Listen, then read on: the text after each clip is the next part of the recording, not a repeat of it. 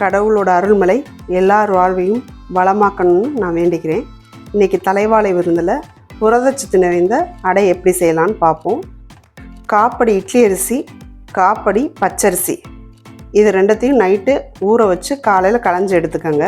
பருப்பை நம்ம அரிசி ஆட்டுறதுக்கு 3 மணி நேரத்துக்கு முன்னாடி ஊற வச்சு அதுக்கப்புறம் களைஞ்சி எடுத்து வச்சுக்கோங்க. உளுந்தம்பருப்பு 100 கிராம்,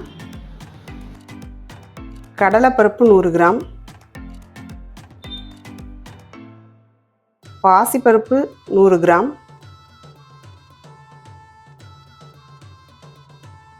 துவரம்பருப்பு 200 கிராம். இப்போ எல்லா பருப்பையும் ஒரு பாத்திரத்தில் போட்டு நல்லா 3 மணி நேரம் ஊற வச்சு மிக்சியில் சேர்த்துக்கோங்க.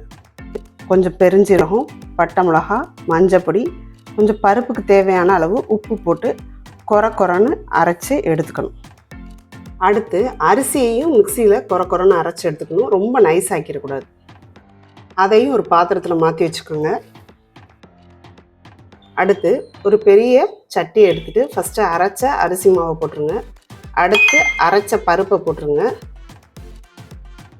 பெருங்காயப்பொடி அவசியம் சேர்த்துக்கோங்க, ஏன்னா பருப்பு நிறையா சேர்த்துருக்கும் வாய்வு.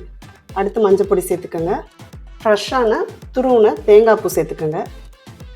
கருவேப்பிலை இருந்தால் நல்லா பொடிசாக நறுக்கி சேர்த்துக்கோங்க. இப்போ என்கிட்ட கருவேப்பிலை இல்லை, அதனால் நான் போடலை. தேவையான அளவு கொஞ்சம் உப்பு, ஏற்கனவே வேறு நம்ம உப்பு போட்டிருக்கோம்.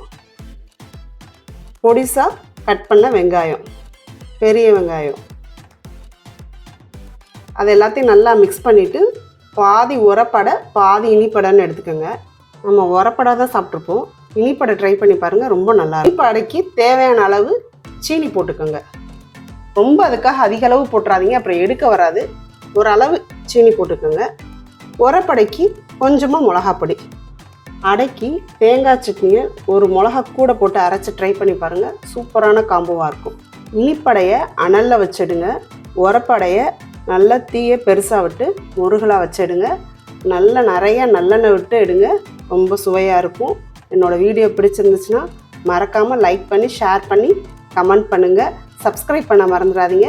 பெல் ஐக்கானை கிளிக் பண்ணிக்கோங்க, அப்போ தான் என்னோடய அடுத்தடுத்த வீடியோ நோட்டிஃபிகேஷனில் வரும். நன்றி, வணக்கம். மீண்டும் அடுத்த வீடியோவில் சந்திப்போம்.